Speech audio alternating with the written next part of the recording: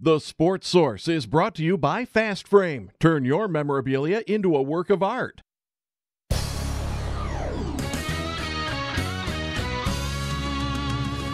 You are watching East Tennessee's first and only year-round sports talk show on television. This is The Sports Source with your host, John Pennington. Good Sunday morning and welcome into The Sports Source. Happy to have you with us. Today we're going to talk a wee bit about basketball, but when you have a potential program-altering lawsuit out there, we have to discuss it. We're going to try and break this thing down for you. If you've looked at it and said, I don't grasp this, I don't understand this Title IX part, what is this about the student conduct?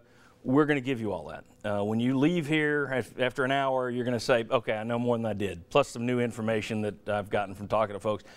All that, let's just get right into it. First segment of our show, brought to you by Phil Cobble, Fine Homes and Land. Look at this gorgeous, wait for it, it's gorgeous.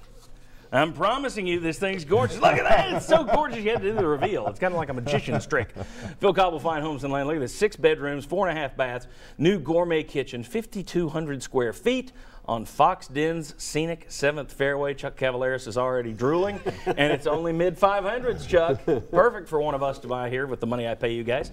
Phil Cobble, Fine Homes and Land. Give Phil and his team a call this week. They have the most beautiful homes in East Tennessee. All right, want to welcome in our panel, who basically are going to listen. You're going to live through an audio book here for this first segment as we give everybody, we're going to lay the groundwork.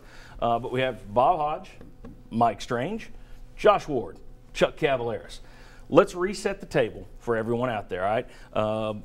This thing has been going on for a while. Let me also make this clear, that today you're going to hear us talking about the accusations made against Tennessee, okay? Because that's all we have right now. When Tennessee comes out in 2 to 3 weeks, barring another amendment on the plaintiff's end, that would push the timeline back. But in 2 or 3 weeks, mid-March, Tennessee will put out its defense.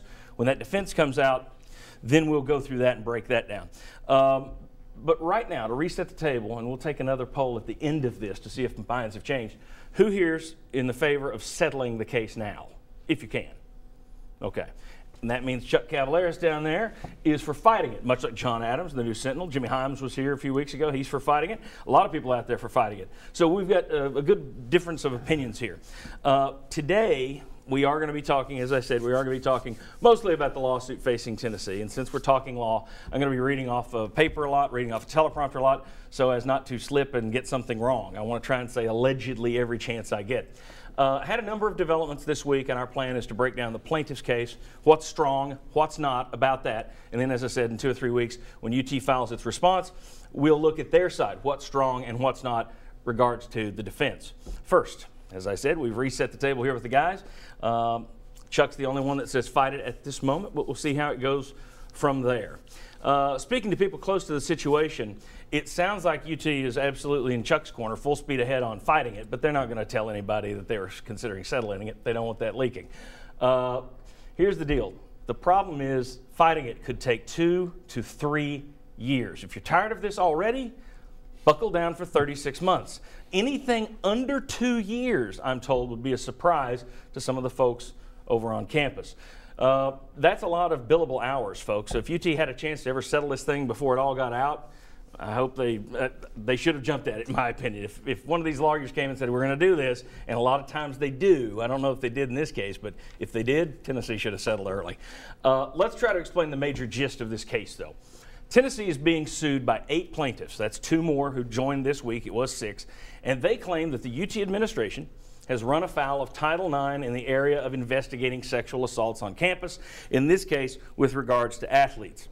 Title IX is not just about college athletics. Passed in 1972, it is a comprehensive federal law that prohibits discrimination on the basis of sex in any federally funded education program or activity. The Office of Civil Rights within the Department of Education took action in 2011. This is why it's now in the news. They took action in 2011 to remind schools to focus on sexual harassment and sexual assaults. That didn't change things so much as it created a new emphasis. An 18-page memo stated that the burden of proof required for colleges to take action is less than that required for criminal convictions, meaning a school's code of conduct is not set as high as the criminal justice system. It's more on par with the civil case. The new message clarified responsibilities for dealing with sexual violence. The memo helps institutions better understand how to ensure incidents are reported, investigated, and dealt with swiftly and appropriately. At least that was what it was supposed to do. The guideline also made it clear that the victim and the accused must receive fair treatment. But in these cases, that's rarely possible. Victims are scared to come forward because they'll get backlash, and the accused can't get their good reputations back even if they're named unfairly. Now, if a student files a complaint with a school, regardless of where the conduct occurred, focus on this, the school must process the complaint in accordance with its established procedures. So if a student at UT assaults another UT student off campus, it's as if it occurred on campus. It must be investigated. I don't know, a lot of people have read that one before, but that's the way that works.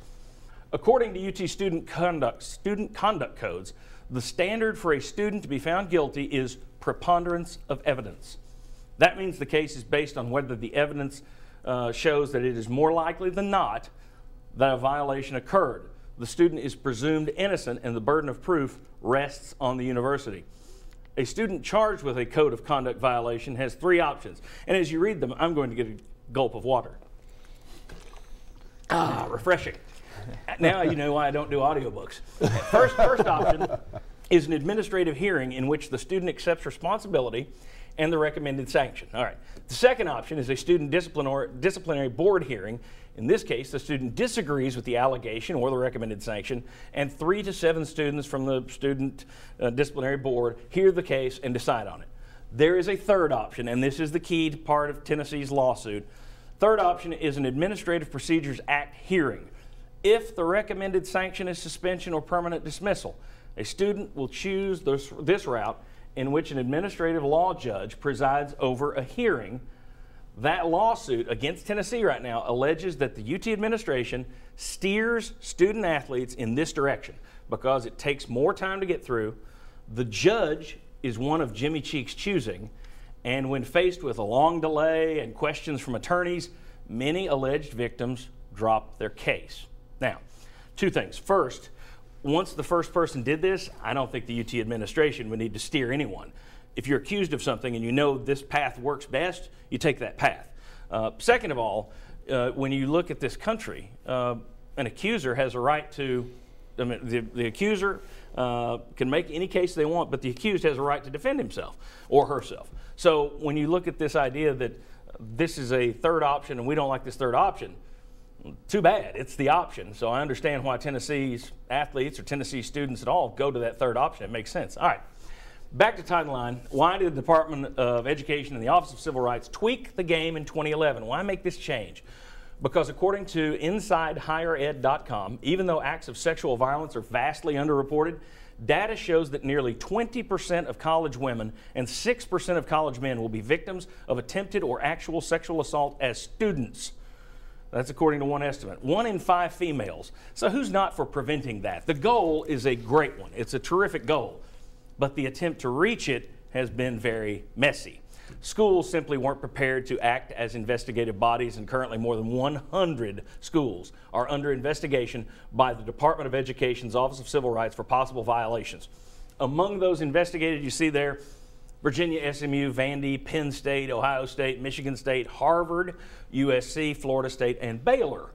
Florida State and Baylor, like Tennessee, have been accused of not properly investigating sexual assaults. Both were sued. Both got tons of negative press. And in January, both settled out of court with their accusers. Just days later, in February, Florida State finished number 2 in the nation and Baylor finished number 17 in the nation in football recruiting. So if you think this is the end of the world, it's not. If UT settles, the bad press goes away and life goes on. Could others sue you and jump on board? Yes. But if UT wins the current suit in 2019, again, 2019, if they win the suit, people can still sue the university. And the name is already sullied. Google the names of the Duke lacrosse players and see if the word rape doesn't come up. Winning a case doesn't clear the stains away. That's just the way our society works. People still remember the academic fraud case after the '98 national championship. But life has gone on.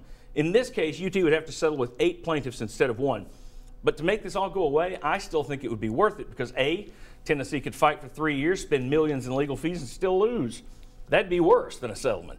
B, the longer this is in the news, the more likely investigative journalists come to town and start digging for more dirt, that no one wants that.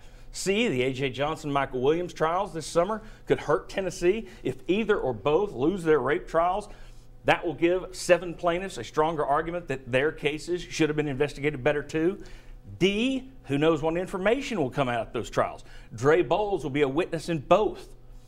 E, if UT's case goes to trial, Butch Jones and other assistants will be deposed under oath. You can bank on it. And you do not want a coach under oath, period.